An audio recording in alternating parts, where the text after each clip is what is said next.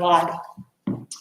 Hi, folks. Good evening and welcome to Scottsburg City Council. This is Monday, July the 27th, 2020, and we're here to conduct the business of the city of Scottsburg this evening. So welcome, and we have several things to go over this evening. Let's have a call to order by our clerk treasurer, please. Mayor Amy. Here. Chris Albertson. Here. Bill Hoagland. Here. Rick Mans. Here. Christian Evans. Here. Chuck Rose. Here. Okay, thank you. If that's a roll call, I guess call to order. So the first thing let's do, I would like to have prayer. We've had a couple folks in our area who have passed away. We had a gentleman who was born and raised here in Scottsburg, Redmond, I think Scottsburg High, young man, 38-year-old man, a Cox boy, a Madison PD officer, and who passed away Friday, for instance. So I want to try to lift his family up, as well as Joyce Wilson passed away today. And, Hugh and Bernice's daughter, and lived right across from me when I was going there. So I want to remember those. If we can stand, let's have prayer, we'll say the pledge of allegiance. Father, we come before you on a day, Monday, 27th day of July 2020, Father. It's a day of time that you give it to all of us in this pilgrimage of life that you give us. And it's a day of joy, and it's a day of gladness. Many have been born and many have died this day. So, Father, we just pray for those in both situations. And, Father, our hearts go out to grieve with those who grieve, mourn with those who mourn.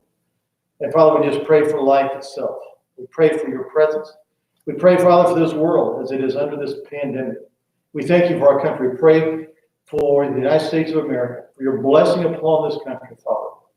We have erred in so many ways, but Father, the light has gone out from this nation as much as any other nation in this world. We praise you and thank you. Give us wisdom this evening as elected officials of Scottsburg, Father. And we pray for your wisdom. We pray for your discernment. And pray for understanding of all these things. We love you and we praise you. In Jesus' name we pray. Amen. I pledge allegiance to the flag of the United States of America and to the republic for which it stands, one nation, under God, indivisible, with liberty and justice for all. Thank you.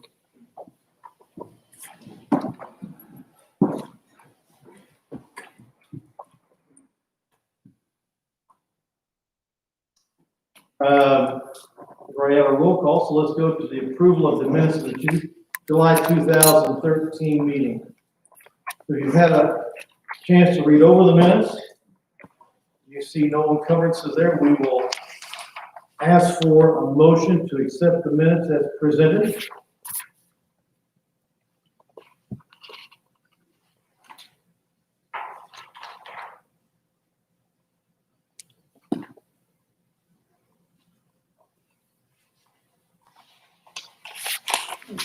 Move to approve those minutes. Ms. Albertson moves to approve the minutes as presented. Is there a second? I'll second. Rick Mans makes a second. Any other comments, concerns about these minutes? Hearing none, all in favor, say aye. Aye. Opposed, like sign. So passed.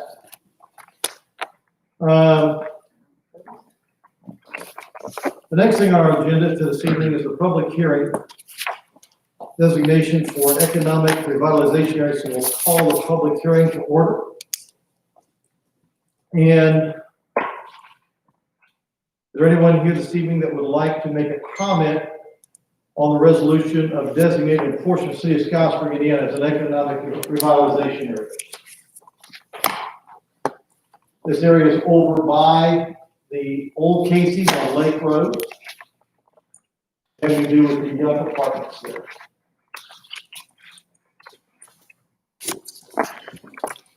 Anybody? Going once, going twice. Hearing none.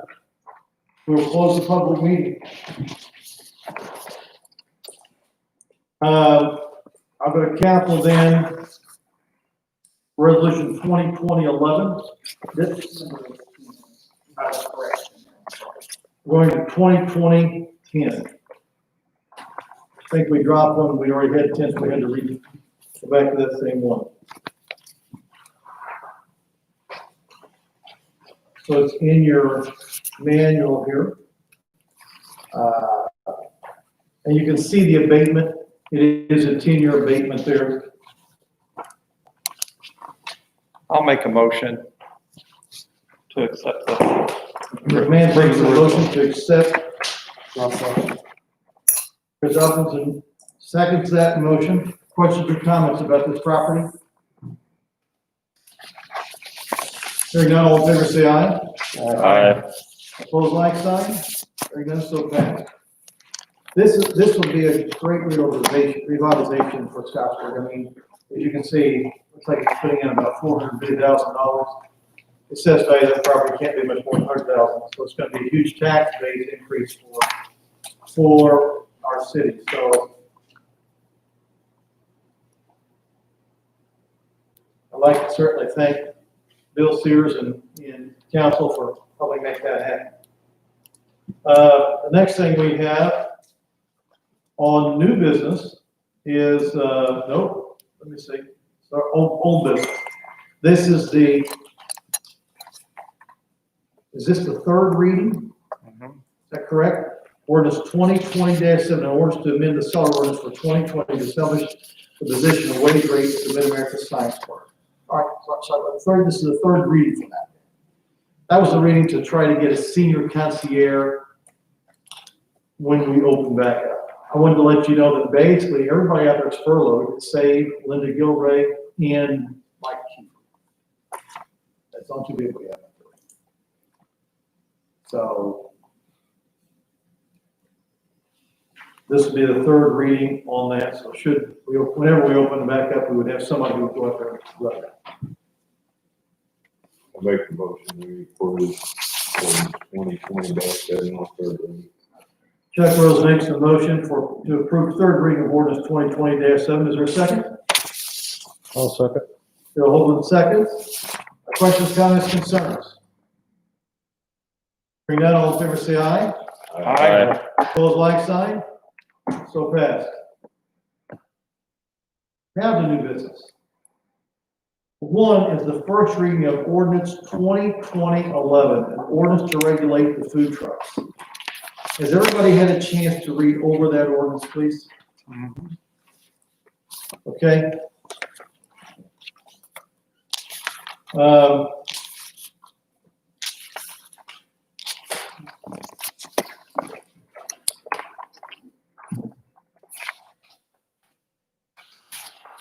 Does council, what questions do you have or do you want to hear from the public as well? What's your pleasure?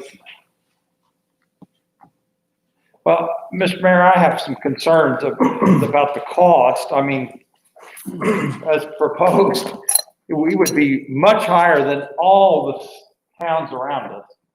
I did a little investigating with the county health department because sure, some people feel like, well, the county, they got a permit from the county health department, and that should be good enough. And in some ways, I see what they're saying. However, the county health department doesn't ask for proof of liability insurance. And so I could see a need where we have, and this is just me speaking, my opinion, a need to protect our citizens that somebody would come in here and sell food without a liability insurance. I could see that, but definitely for us checking for liability insurance, $500, I just, it's a little unreasonable in my opinion. We don't want to sell them liability insurance for $500. No, I meant you're checking what are you checking? You check that the health permit's there. I guess that's my question. So $500, what are they getting for their $500? The ability to sell food in Scottsburg. Well, I mean, in my mind, in order to try to protect, again, this is, you guys are the ones that make the decision. But in order to try to protect the brick and mortar, and I know there's a balance you guys have to decide where you want to be. And again, that $500 then would buy them, in my mind, the right to be able to vend, to be able to vend in Scottsburg. And that would include, there's times if we set up, where you have, let's just use the tomato fence, not that that's going on, but let's say there was a $50 setup fee. If you have that permit, you don't have to pay that $50. But the $500 gets you in. Fair board's something different. Okay, and I just struggle with that. Because I can tell you that I was friends with the Martins for many years. Sure. No one protected them from AutoZone. Yep. I'm sure John Martin would have loved for us to have this conversation But years ago. That's my question, is when do we, and when do we start making decisions about competition? to your point, John, Mr. Martin, didn't have a truck coming in here that was selling different parts. Mr. Martin had a brick and mortar store that he was paying taxes on, not a truck coming in. I think that was the reason, the idea behind, to try and protect the brick and mortar. But I can tell you that we have Bob and Kebs that sells out, and they own property in Scottsburg and plan on building a building.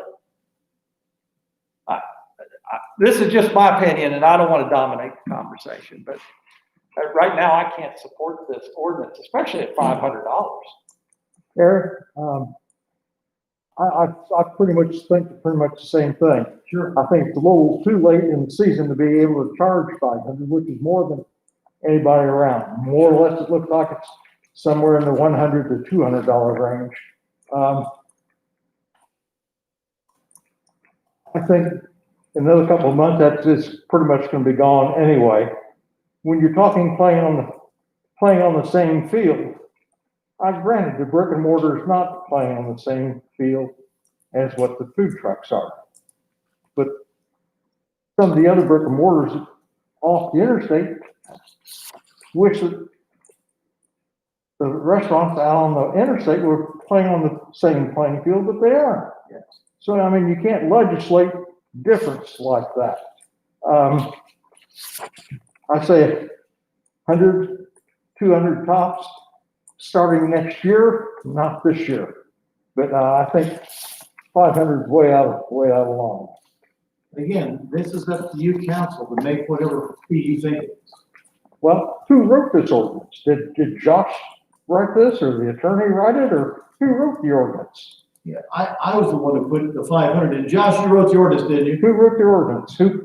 Granted, you're saying you put the numbers in, but who wrote the ordinance? Josh, you wrote the ordinance, didn't you? Josh wrote it? That is correct. It is a modeling of about 5 to 7 different ordinances across the state. Okay.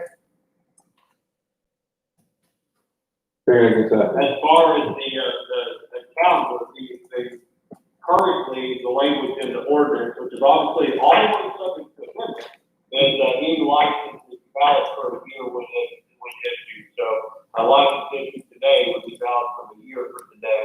The other thing to keep in mind, as far as cost, again, that's totally up to you guys. So you're talking about what is the value. The other thing we have to take into account, some of the issues that cities have had with food trucks is when you gather these things in close vicinity to other structures, and then there sometimes are fires, them not being properly equipped to handle a fire. So that there is the inspection process under this ordinance would be through the fire department, and there are certain requirements of fire suppression that is from Indiana code that they would have. But isn't that more related to where they can exercise the food truck business? Restrictions for what was just referenced. Let me just say, if you want to speak, is council okay to let this gentleman speak? Yeah. Anybody against him speaking? Could you come up closer to the table so we can see Hey, it? microphone, sir. Mayor, could you come up to where you are? All right, how about is the mic working? Yeah. If you'll just speak to the microphone, just give us your name, sir. Michael Mike Abbott. Mike Abbott. Go ahead, Mike. Yeah, my question was the context for what was just being discussed as related to the fire risk, et cetera. Is that more related to where they can operate their food truck business and not related to the liability issue, which is the driver of the discussion?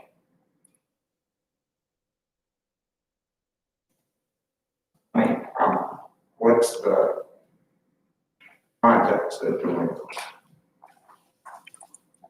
I mean, to your point, part of the fee would be also to cover some of the expense the city of Scottsville will incur in going and inspecting, you know, I mean, so the city's gonna have some expense there.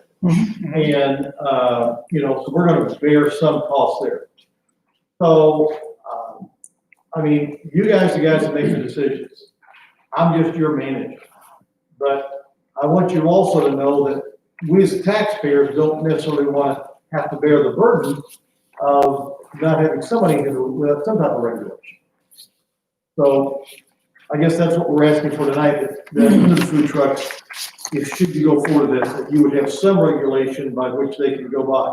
Now, if you don't feel the 500 is too much, or if it's not enough, I mean, you know, So what you're asking for is for them to provide some kind of liability insurance to show that they have liability. And if they bring that into the city hall to show that, what expense is there? If they've got the fire extinguisher and everything else that's required. in your packet, you'll show where the fire chief has to go out and actually inspect it. So when they come in to become, He's on salary anyway. we're paying. But still, you're right, but he's on salary here being paid. But again, when we have a person who's taking him out of his normal routine, it's gonna cost the citizens some kind of money. So again, some of that would go for that, and, you know, but yes, in other words, the vendor's liability insurance is not less than $1 million per occurrence, and, 2 million aggregate at the time of the applications. So we do have in this regulations, the amount of insurance that they will have to carry. Any of them that were in business last year, were they inspected? That I do not know, sir. Was White Castle, when they were out here at the depot and then out at Stoplight Liquors, were they inspected? You've had no legislation so far on it, so that's what we're asking now. If you don't want legislation, but we brought it to council for legislation to say, okay, the other towns around us have legislation for it. So, and to try to help the brick and mortar stores, that's why we brought it to you. Josh, to what extent are we talking about as far as the fire suppression systems? Are we talking just fire extinguishers inside these trucks, or are we talking expensive automated fire suppression systems?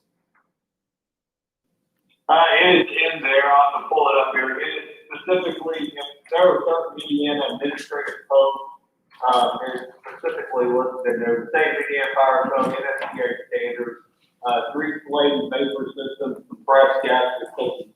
So there are already state regulations in place that they're supposed to be following. That's one reason when I drafted this, and probably several other cities did the same thing, is to have the inspection body, instead of being police, the chief of police, is being the fire department, because I'm not going to speak for Scott, but that's probably not an area that the fire, or that the police department is very active in, but the fire department would have more of a knowledge or the ability to have more of a knowledge base in that area.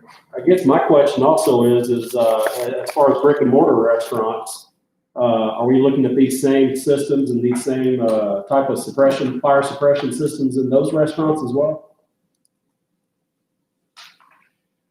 Because I just Any code on that? yeah. Is that something that we're expecting as the fire department? That's state code. And here's the problem, if you have a truck here that does not have these systems in place, what happens, because they're carrying propane, what happens to that, if that propane, like Josh said, gets out of hand, and they don't have a suppression system, can that not make a lot of damage in our area to our residents? Is there anyone else that would like to speak? I'd like to hear all kind of sides. I would like to speak again. Yeah, I'd like to hear everyone. specifically to what was just referenced, should we not expect inspection of the food trucks to ensure that they are up to standard required by the state before we let them operate? So if the fire system's inspection is a state requirement, then it should be done. I mean, we should not let them come in and not meet the regulations of carrying on business. It puts us at risk, it puts other businesses at risk, and it should not be allowed.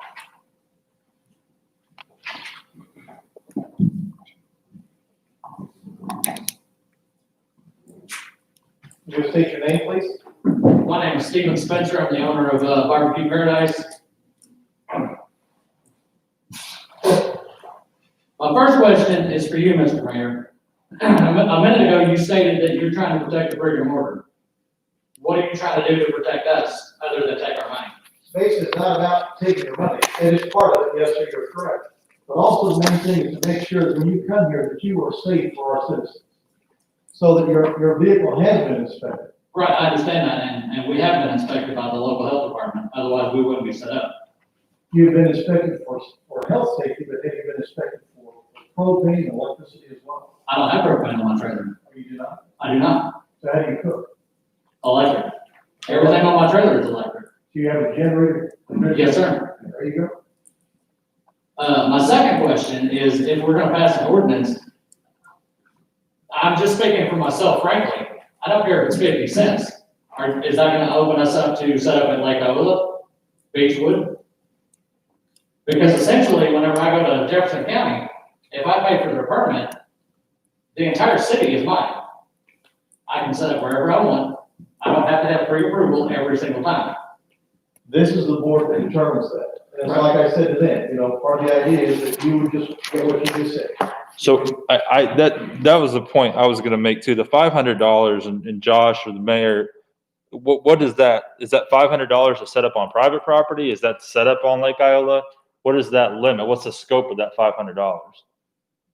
Again, I think this is a question that city council, as the people, the board, the body that makes the ordinances, is gonna define. So who wrote the ordinance, I guess is the question. That would be my frustration too, because we've been presented an ordinance. Yeah, we've been presented it as And in you're like, asking for approval of an ordinance.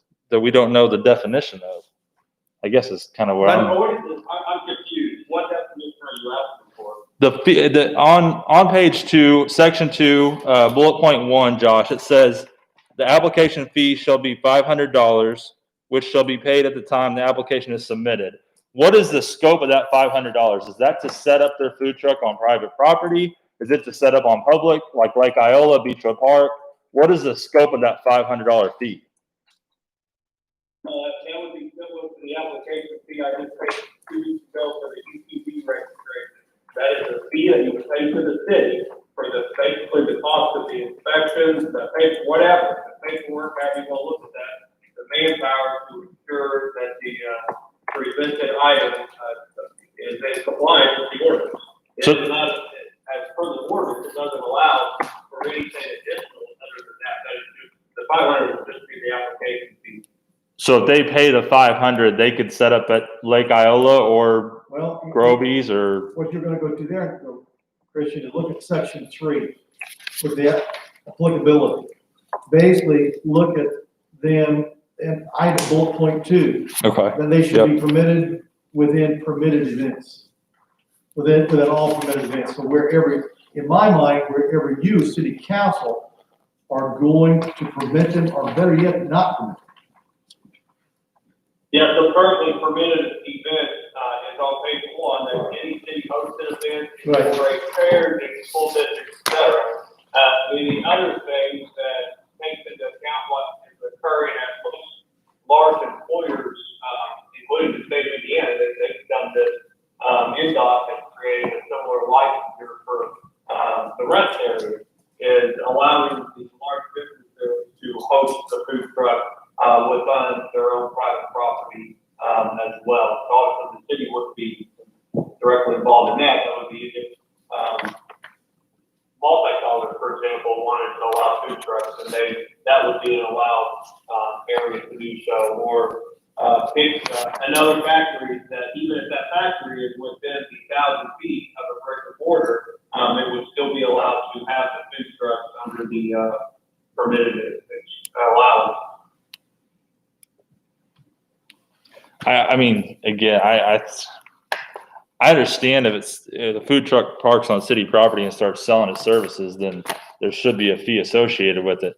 To step on private property and require a fee, I mean, I understand the liability insurance. I think that's a must. I think there needs to be an application of some sort and a checks and balances, but 500 in my mind is without the question. But I think we're talking about private property and city. I mean, I think there's two separate entities here. I mean, if you're going to set up at Lake Iola or Beechwood, that's a different discussion. You know, I think we're talking $100, $200. But if you're going to set up on private property and you check the boxes of liability insurance, so on and so forth, I mean, like the gentleman said, he's on electric.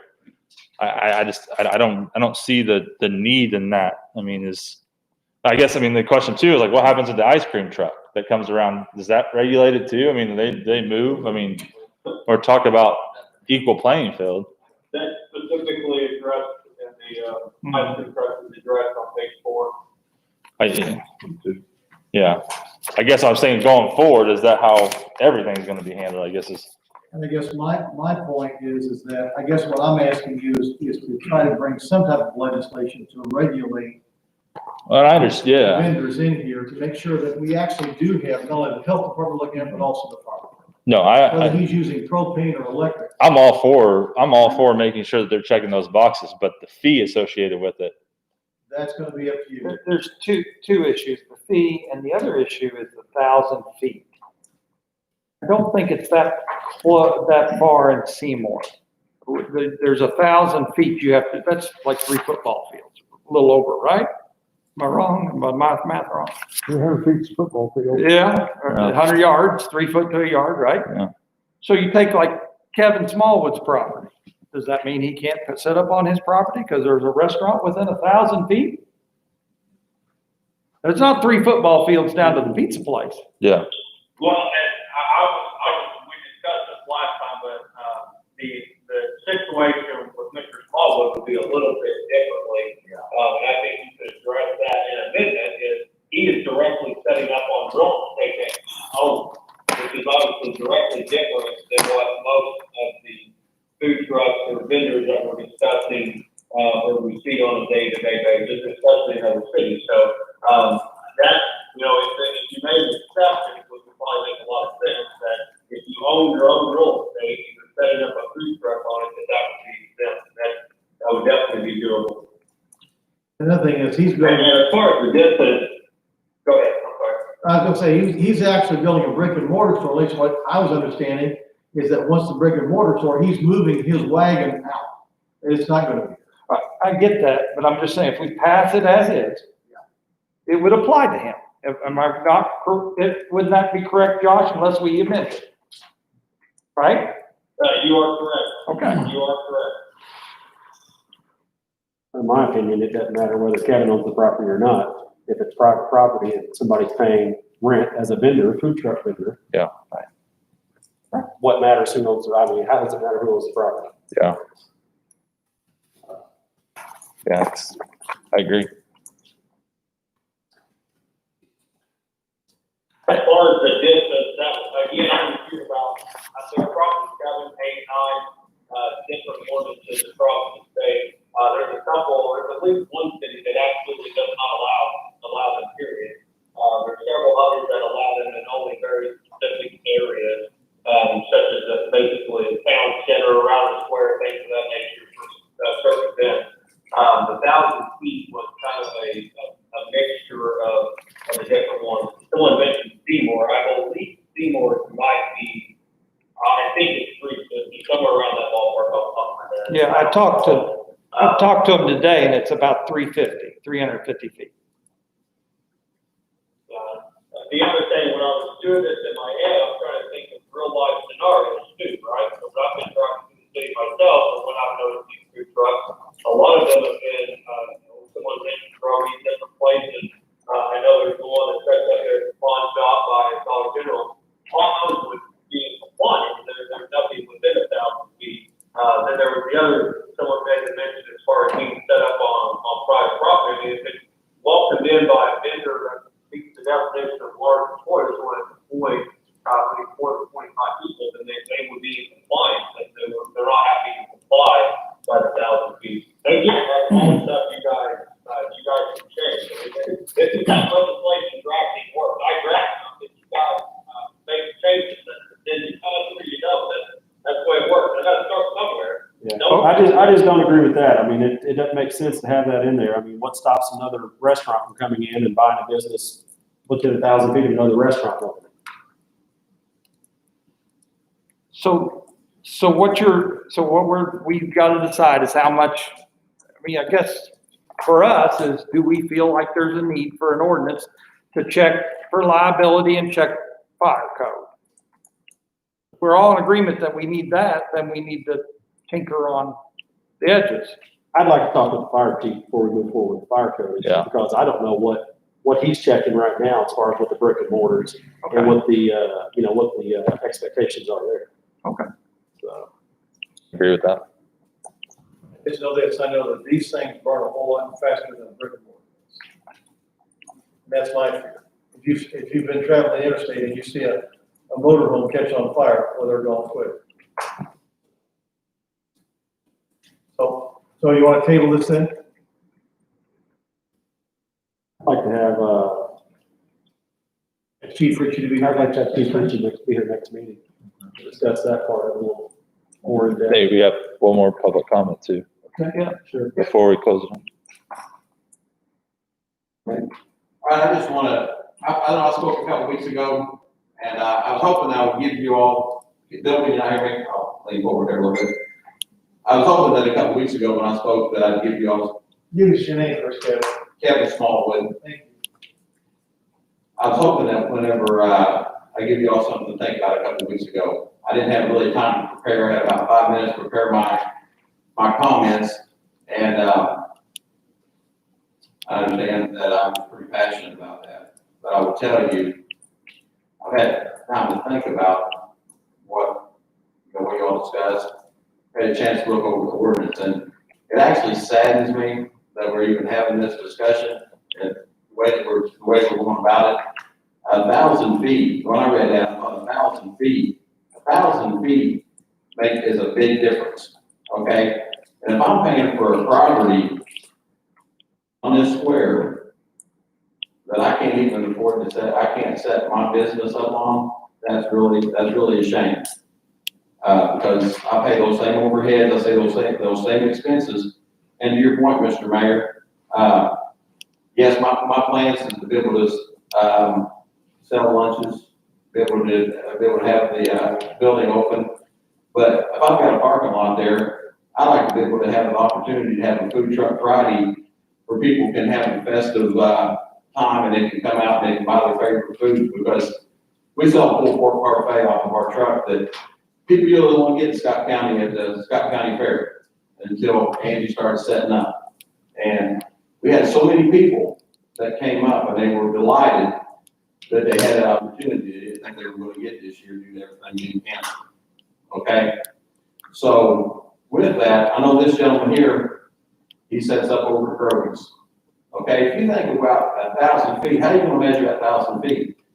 Are you going to measure that as the crow flies? Well, if that's the case, he's probably going to be within 1,000 feet of Burger King, so he can't set up there. This town is so small. I don't know who wrote this ordinance, and I don't want to offend anybody, but I don't know. 1,000 feet is a lot of feet in Scott County. In Scottsburg, 1,000 feet is a long ways for proximity. And I agree with the point that was made. It's kind of like what Rick said.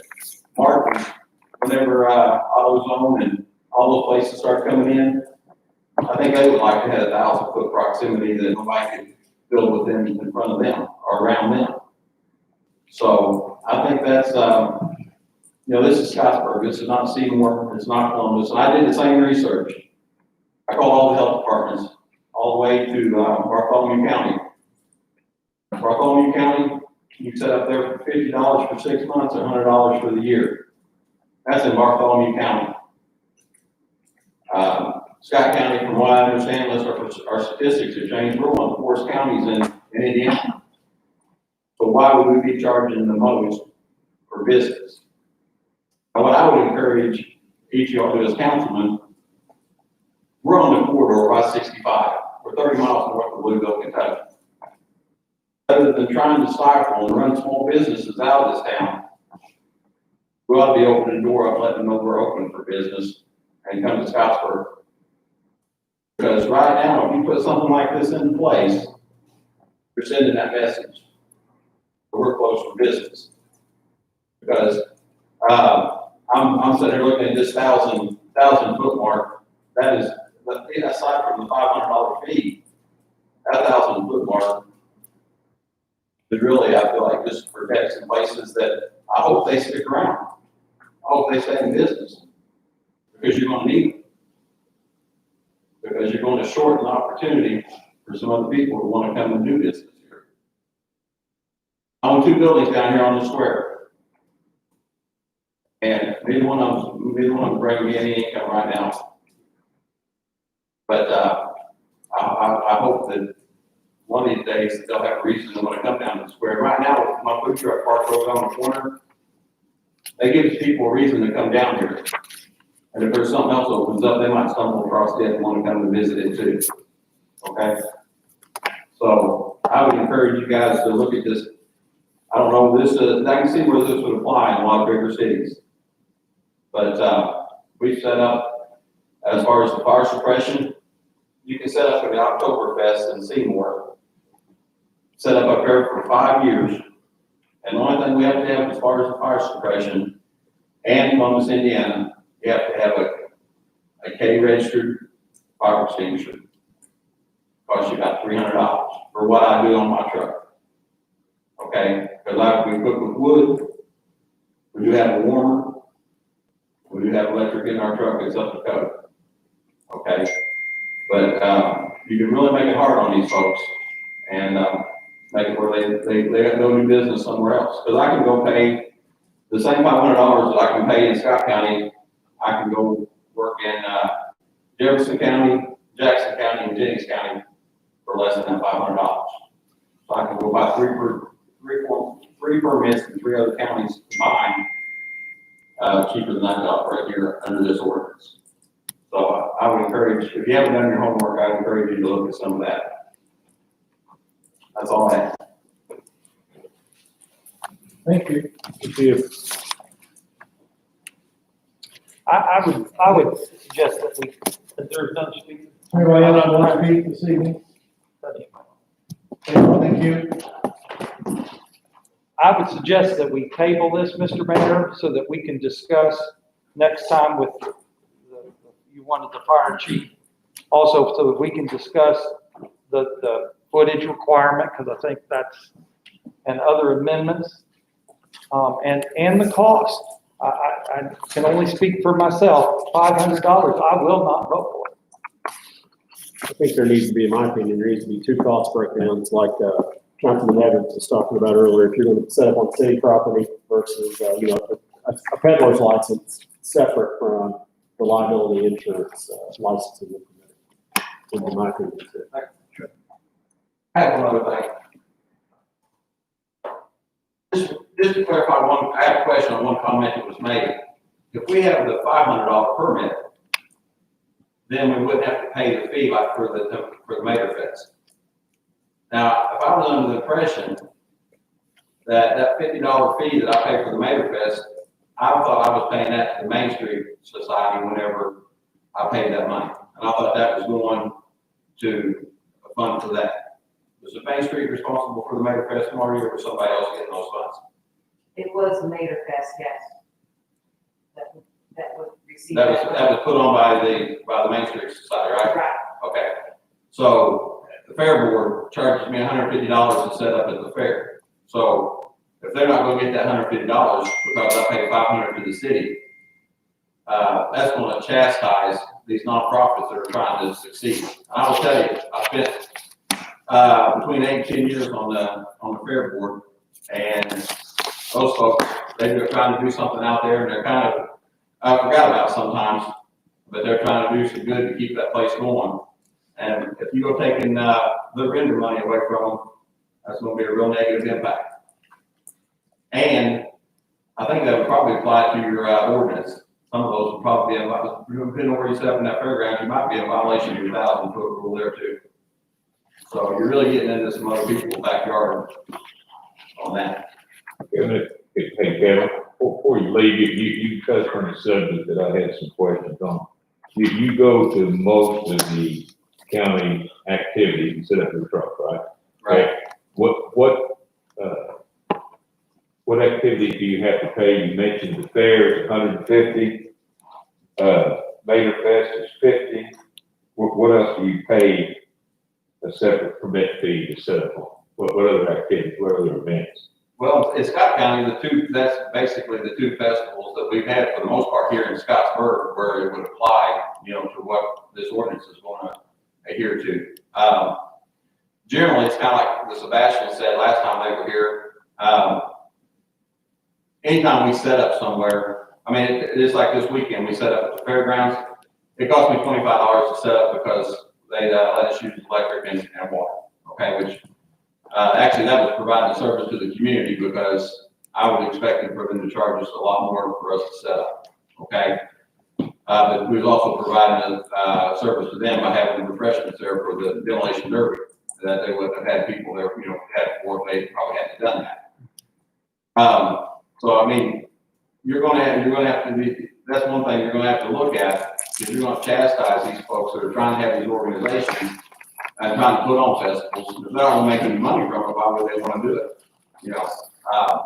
I will tell you, the Mayor Fest is not a profitable venture for me for the most part. But as a member of the community and a business owner, I felt like that was my responsibility to set up and be a part of it, to support what was trying to go on out here. I mean, I don't feel that I can expect people to come down here to my business, if I'm not willing to support whatever activities go on there, whether it's the Halloween on passing out candy on Halloween or whatever might be the case. And that's one of the things that I really think from a city council perspective, we need to look at, is the impact of that. But that was what I was wondering, was how will that affect those organizations, Mayor? Will that funds be taken away from those groups with this? Again, Kevin, that's really supposed to just be $500 application fee. And all I would suggest is council wanted to make those go that way. But it says on the permitted events, it says 4-H fairs and festivals, farmers markets and whole list, that. But to me, if I read this ordinance the way it's written, that fairs included, if I pay that $500 fee, licensing fee, I'm able to set up many of those festivals at no extra charge.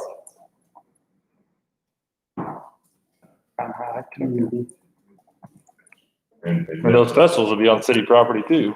pardon me? And festivals will be on city property too, and on the other side, it says can't set up on city property. Again, this is, if council wants to go forward with this, I think that you need to take this as a document and then come back as to what you would like to see on this. If you want to make a fee for being able to have the county's health inspector look, which they are required by law to do. If you want to make a fee for the city of Scottsburg's fire chief to go through this, to make sure that it is safe to be setting in the city of Scottsburg. I know while most of these guys is all probably up to par, I guarantee some of them are probably not.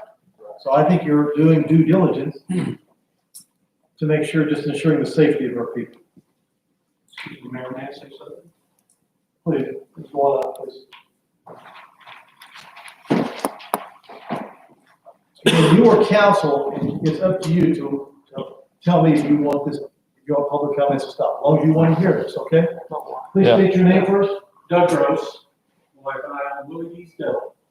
I know you all have an issue with this, you've got some work to do, it's not a fair cut thing here going on.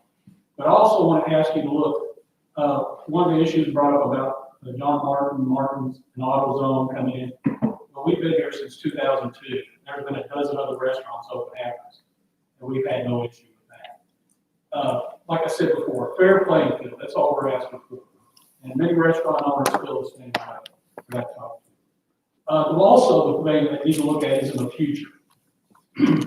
My past, I came from McDonald's management. I opened the Wendy's here in Scottsburg. I worked with Burger King. I worked with Nolan Rollins management. And in the future here, and you're starting to see it because you talked about White Castle, Doc's Seafood, Chick-fil-A is now coming out with a food truck.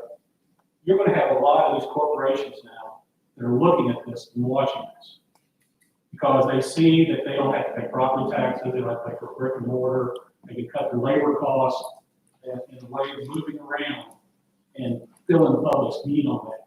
So you're going to eliminate some of the brick and mortars. Also, your tax base is going to be affected there. So not only you're looking right now, but you're also need to look at the future, what's going to happen. Because I would assume the next 10 years, you might see a Walmart, a McBus sitting there serving burgers and fries. Because they're watching, corporations watch this. They see bottom line. Actually, you're wrong on that, sir. I worked for Walmart for 30 years. And if you notice, you do not see any, they don't even allow nothing but Girl Scouts to sell cookies there because of the liability. So you won't see a food truck sitting there. Well, I'm just using it as an example, because if it goes through and they're allowed to set up, say, a McBus at Lake Iowa or something like that, you know, you're not only gonna brick and mortar, but the small food truck vendors are gonna be affected by this too. So corporations do look at this, and they're watching very closely. And that's why you also have a lot of communities that address that issue too. Thank you. Mayor, I think that we have our work to do. I think public comment is done now. I think, in my agreement with the council, I think we need to table this. Yeah. I think number one, my concern with the ordinance itself is, I know Josh said he wrote it, but what's the justification for some of these things? Like, where is the 1,000 feet coming from? Like, all these ordinances, I understand the comments that are being made, but there's a reason these are in there. So why did you or Josh or who put those in there, I guess is my question. You know, if one of us councilmen wrote those, we would say, all right, we put this in there because of X, or we put this in there because of Y. I guess that's my rationale here. No, I addressed that earlier. There's a bunch of different ordinances across the state, and some of them don't require, some of them do not allow food trucks period within the city. Some are down around 250 feet. The majority or the average is around 1,000. Again, that's something that can be amended. If anyone has any questions at any time, I mean, we talked about this last time at the meeting. Shoot me an email, send me a text, send me a call. And that's fine. I guess, is this a blueprint and we just pick a la carte what we like and what we don't like? Yes. So if we were to vote yes on this, before, it could have been, we were not doing our research. It could have been bad. But this is why you receive it, so you can go through it and say, hey, I don't like. Oh, no, absolutely. But I'm just saying it's all kind of thrown in there. Right. If there was I mean, first reading is generally introduction of it, and then second reading is where you would amend it. I mean, that's the same thing as the state legislature. I mean, there's often laws, there's sometimes upwards of 100 amendments. Oh, absolutely. Absolutely. I'm just the entity that drafts it, really either gets to discuss it, amend it, and then approve it or not. I mean, I'm sure you wouldn't want a food truck sitting, 5 feet from a fire hydrant. No, I understand that, but I'm guessing who initiated that? And I'm sorry. Go ahead, Rick. Go ahead. And I understand, I don't want a food truck setting up in the Doug's parking lot or across the street. I get that. I get that. But 1,000 feet, I mean, that's what I'm saying is we as the council have to decide how many feet we think. Do we need an ordinance for feet? Do we need how much we're going to charge? Because I do think there's a reason to look for liability insurance to protect our citizens. I get that. I don't have any problem with the fire. And the fee, I mean, I don't, just $500, I think most of us are like, that's a no-go. And we have to decide how much we think is reasonable. If there's a motion that can be brought up tonight and it can't be seconded, or if it gets voted down, are we gonna see the revision of this in 2 weeks? Again, I think, at least in my mind. How did this get brought up to begin with? That was my question. What's that? How was this brought up to begin with? Because we had several big brick and mortar stores calling and complaining about the food trucks. How bringing many? in Several, 3, 4, probably 3, 4. I'll see, can I see afterwards so you can tell me who they were? Sure.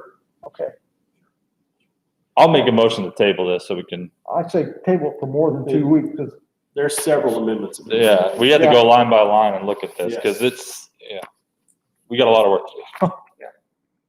Okay, we're gonna table then the first reading of ordinance 2020. we're gonna table this 11. thing, not the first reading. We haven't had the first reading. We tabled it last time, we'll table it again. Again, if council doesn't want it, it's up to you to strike it down. I'm just your manager. The next reading is first reading. Terry, we got one more question at the microphone. We're not taking them. Did you say you didn't want any more? Well, yeah, You wanna allow this? do you guys want to hear it? I mean, We're done. I mean, Wow. we should, huh? Allow it. You wanna allow it? I would let him talk, yes. Chuck, you're okay with it? Sure. Okay, so say your name again, please. My name again is this thing on? You may have to set it, sorry. There we go. Can you hear me now? Again, my name is Stephen Spencer. I'd like to bring your attention to section 4, number 11, to be specific. In this, it says that we're not allowed to have any flashing lights whatsoever. Is that also gonna go with the brick and mortar? Because again, all of this has to do with the level playing field. If they can have it, or if they can have it, why can't we? I have a note already in my notes right here about that. I appreciate that, kind sir. The second thing that really, kinda gets me in a tussle over here is barbecue. What's the one thing that you notice first about barbecue? A smokestack, rolling smoke, or the odor that it puts out. And in this, I can't have either one. So, don't take this the wrong way, because I'm not afraid to offend anybody. Mr. Mayor has already said that he's not worried about the food trucks. So, I'll nitpick this thing to death if I have to. And as far as the level playing field, Mr. Willie D, I will trade you fair and square any day of the week. I sat for 8 hours Saturday in a 106-degree trailer. You will never get a level playing field with a brick and mortar and a mobile vehicle. It can't happen. You're trying to compare a cat to an apple.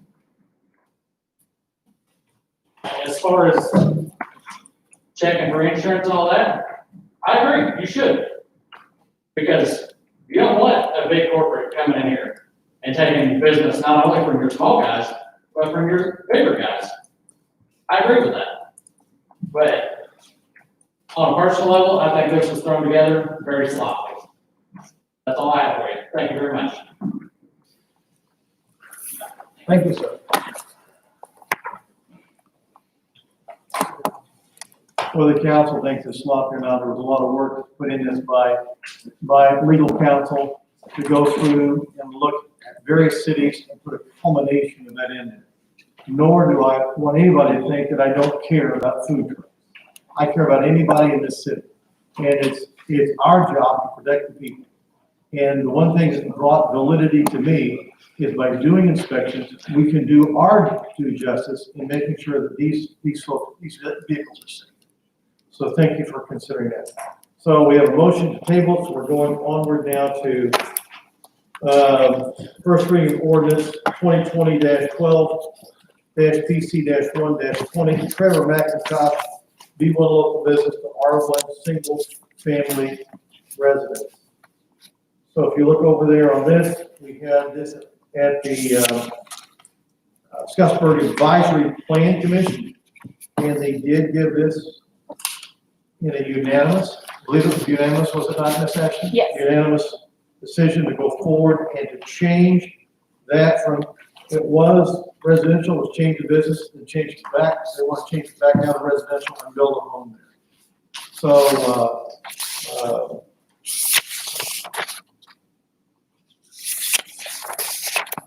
we would be looking to,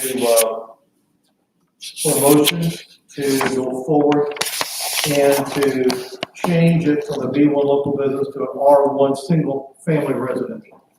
I'll make that motion. I was on the board to approve that, and I think, I'd like to suspend the rules so that we can get them.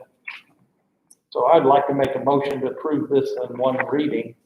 Isn't that correct, Josh? That's how we do it? We would need unanimous consent. Right. To proceed forward on one reading, and then the next step after that motion to actually approve, on one reading. But yes, that is correct. Let's see if we have unanimous consent. We have a motion on the floor to pass 2020-12 from the B1 to an R1. If you are in favor of this, would you vote yes?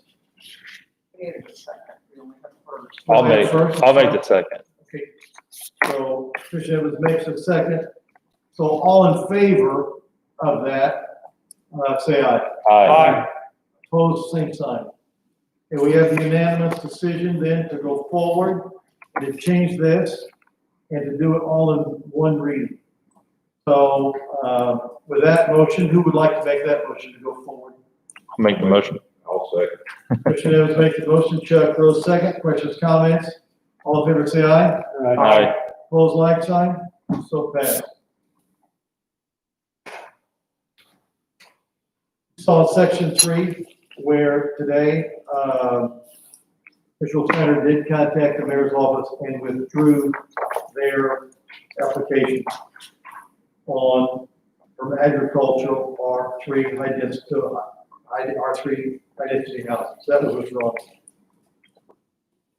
First reading on D, ordinance 2020-13, an ordinance repealing and replacing chapter 94, article 2 of City of Scottsburg, Indiana Code of Ordinance regulating debris, weeds, and rank vegetation. Is this 14 or? It's 14 on your thing, but you can mark out 13. Because we had a 13, but had to take it back out, so we're filling 13 back. Gotcha. Sorry about that. Oh, you're fine.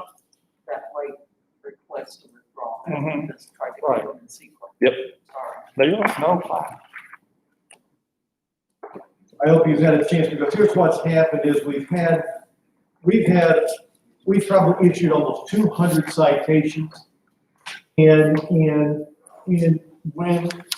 the grass and weeds start coming, we had even more issues. So, and then we've had a problem where we have been mailing, and then we have to wait 10 days, certified mail, and then trying to go back, and then trying to get service. And this makes it, we're able to put more teeth into getting this accomplished. We have probably another 200 to 300 more citations in getting our city cleaned back. You've all seen more areas that need to be done. And, this legislation will help the city go forward and get these things cleaned up. Repeat offenders are such that if we have to warrant for you, and we don't want to warrant for you, we want these folks to hire their own folks. So that's what we're asking, that basically it gives us the right to continue to maintain that problem. We can actually go out and post it on their window of their house. If you've been notified to the city of Scottsburg, and then we're going to be back here, you have 5 days to clean up, we're going to be back here and clean it up for you. We're going to be back here and mow it for you. Mayor, can you talk a little bit about the commercial side of things as well? I mean, I know you said you've issued a ton of citations. There's a few properties that I know in my district, business-wise, that have a bit of an issue. A constituent had a call had mentioned one of the businesses and the fence or lack thereof Yes. of a fence, and how some leftover tires were basically housing a ton of mosquitoes getting on the property, so on and so forth. So can you talk about the commercial side of this? Is it kind of all the same with residential, commercial? What's the citation process look like? It has, and Councilman, I'll be real honest, I have neglected the commercial side of it and just trying to concentrate. We've had a change of venue. Mm-hmm. We have Brad Beaton, Yep. who was in the mayor's office, who we asked to basically take over this position. Yep. Brad's done a wonderful job. But Brad's first love is fire. For sure. And so we have found a way by which to get a grant. We've applied for a grant, which will basically pay his salary, possibly another one's salary for 2.5 years. Mm-hmm. And so we've had a little bit of a transition. So we've had Michelle Kazaya here in the clerk's office that we kind of haven't made a lateral move bringing her up there. So we've had some changes like this. And again, new person, a whole new ideas, whole new setup system and tracking system. Because we don't want anything to fall through the cracks. Yeah. If we send Joe Blow a notice and in 10 days he's supposed to do that, by correctly, in 10 days, I want this computer to tell me, hey, Joe Blow is, so we need to go back out there. Yeah. So that system is in place now. So, but I have not gone forward with commercials. I'm sure you and I know the same commercials we're talking about. Yep. Because, businesses are not going to be exempt from this. Mm-hmm. And just like houses are not going to be exempt. For sure. And properties are not going to be exempt. And you and I both have a property in mind that we both want to take a sledgehammer to. Yeah. and that is going to happen. Yeah. And we have to do it legally. For sure. And so, again, we've been working with Scottsburg Legal Counsel and a judge. Mm-hmm. And so we are doing this all the correctly. Absolutely. And some of these are absentee owners, out-of-state owners, so it's complicated and delays. I do want you to know that we have not forgotten the commercial, but we have been concentrating on what people are seeing and what's growing up that is as tall as your shoulders. in some places. For sure. So absolutely. I just wanted to know for sure, but I appreciate it. Absolutely. Mayor, can I offer a couple of things? Go ahead. Yes, please. All right, so as far as the code, what this ordinance does is adopting, an Indiana code citation that's 36.710.1 that basically creates a fast track, for cities and towns and counties that were dealing with repeat offenders. Instead of having to renotice, recertify mail each time, wait the applicable period of time. Once you went through that process, once, post the notice on the door, the grass grows above 8 inches, you can mow again, you can leave the property again. You don't have to start over, do the whole process all over again. This is, that code was passed with the help of Maine, Association of Municipalities. And that's part of the reason I'm bringing this to you tonight is our current rules, our current ordinance, does not allow us to proceed to do that. We've not adopted that state code. So we're adopting the state code. I wanted to bring your all's attention to, on the bottom of page 3, what we're doing. This basically, we're basically legalizing what we're currently doing in the sense that we're going out right now, letting people know what the issue is. We're not immediately ticketing people. So our first process is to issue them a warning, precisely tell them what they need to do. They've got 5 days to do it. If they don't do it, then they're subject to a ticket. So that we're adopting the state code, but we're also fine tuning and adopting what our current policy has been. Absolutely. Josh, the ordinance that you referenced, the existing ordinance, is that has not been revised in some time. I looked back at the original ordinance book, and I noticed that it uses the term grass in there and did not have debris in there. Why did we take the word grass out? Why did we have debris? Chuck, you were breaking up some. The definition for the most part tracks the state code. So, I was using our old ordinance as, try to keep some of the things consistent, but our old ordinance, I don't remember the year for sure, but, I want to think it was the late eighties maybe. There were several different things that had changed. And again, when I'm drafting these, I'm not reinventing the wheel. Numerous municipalities, counties as well have adopted this state code. And one of the things, for example, is weeds. There was probably 37 different definitions for weeds. For this one, I thought made the most sense is you can go to the U.S. Department of Agriculture publication on the weeds in the United States, everybody's on the same page.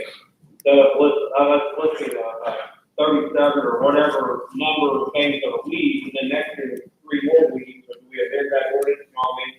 So it's kind of a combination, like we were kind of discussing before, a mixture of our old ordinance and then what I felt were better ordinances across the state. So you don't think we need the word grass in there? I mean, if a guy's lawn, the grass is, and it's all the weeds below 8 inches, you know, do we have a case? I mean, I'm just asking. Oh, I'm with you. Yeah, I mean, rank vegetation and growing vegetation, would fit grass and vegetation. Okay, so you think We would still have that legislative on, yeah. And is there anything magic about 8 inches? You know, the grass and weed reaching 8 inches, that's pretty tall. That was the first, good example. I mean, that's something that we already had for current law. I believe city of Austin is 12 inches. Really? One of the, I did not see anything higher than 12 inches. Most places were 6 or 8, and the majority were around 8. And I can say this, that many of the offenders we have are just constantly repeat offenders. And this is the thing, we're not here to mow their yard. And if we have to, we have to, but we certainly want to charge for our services. We're taking our equipment, our people, our fuel. Some of these are abandoned properties that, you know, and some of them are not. But these folks are just continue repeat offenders. So this would be a huge help in the mayor's office to be able to go forward and maintain, you know, the city that looks, smells, tastes clean. And I wonder if we should make it 6 inches, if we're gonna have to keep their places mowed. 8 inches is pretty tall, as far as I'm concerned. Throwing it out there.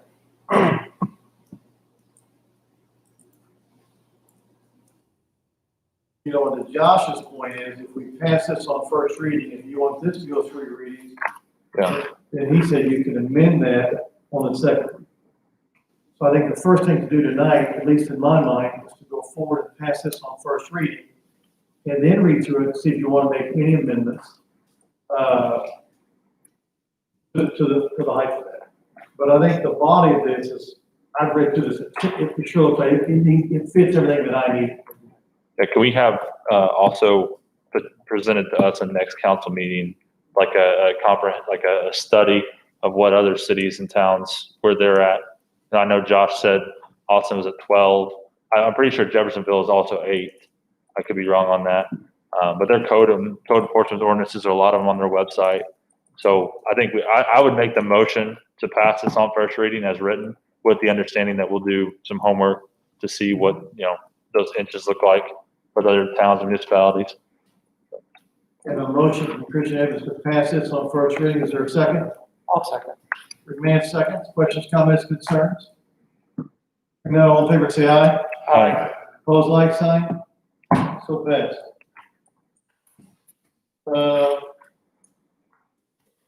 Now we're down for announcements. Basically, just to let you know, I want to follow up on Chris's comment about the Beechwood Park. That culvert has now been ordered, and we began putting it in place today. we purchased two 20-foot culverts, they're 4 foot in height. That road will be returned to a road. Those concrete impediments will be removed. The culvert will be put back in place. You can drive straight over there now. Not today, as quick as we get this thing done. We'll put the rock in, we'll pave it back over, so it's not going to be an eyesore nor a hazard to kids falling off in it. So thank you for bringing that up. Thank you. Are you talking? Navigator. I'm sorry, I didn't know you were talking. Go ahead. Go ahead, no. No, I just want to say thanks, and thanks to Jason, I think Jason Applegate had. Yes, Jason Applegate setting us up, Take care. got those ordered, got them in. He began today working with it. We went and put a culvert in. We're wanting to reclaim the whole ditch lines from the sale barn all the way down Lover's Lane. And then clean the ditch line all the way down the creek. We're trying to improve the flow. We've got several properties here in town that people felt they should be, we're attacking those things as well. But we corrected today. If you go on Beechwood, the road, you get to that S curve, now there's been we got a big culvert there that's collapsed. Well, we corrected it, fixed it today, but I want to put a new culvert in. So while it's been repaired, we are going to install a new culvert there as well. So, I'm sorry, go ahead. You're talking there on, what, Bond Street? Bond Street, yes, sir. The reason why, years ago when they did that, when they closed that road, is not for cemetery traffic. I don't go down that way anyway. I don't like driving through the park. I don't like going around the square. So that's why I go the way we go. So that's not advantageous for anybody to drive through there. The reason why that's the reason why it was closed is to keep the traffic down from driving through the park. They've got to drive around, pull in the parking lot and go in that way instead of the high speed through the park. They did it for a safety factor. There's a reason why that road was never opened back up. You accomplish the same thing by going down Elm Street or going down Railroad Street and going in that direction. That's the reason why it was closed. That's why I think it should stay closed. I would have looked at it and had a massive area for a 2-year-old child, a 3-year-old child to fall down that and be broken.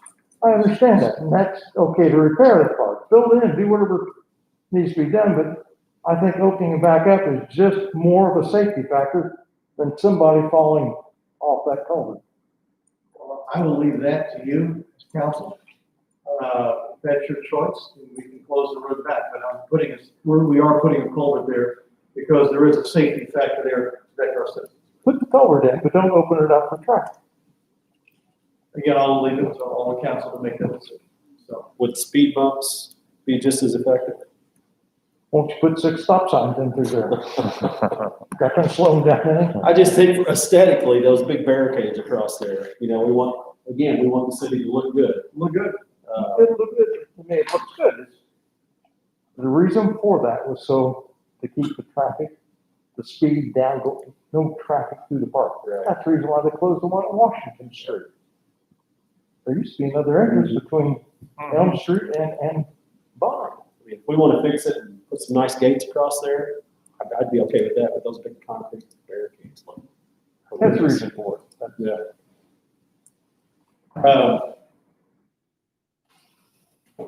What else do we have for this evening?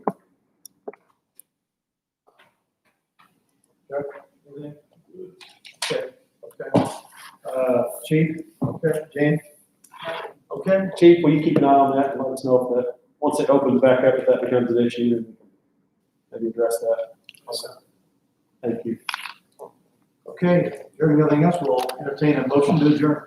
I'll make the motion. So moved. Well, I kind of like it. I think you should keep going. Yeah.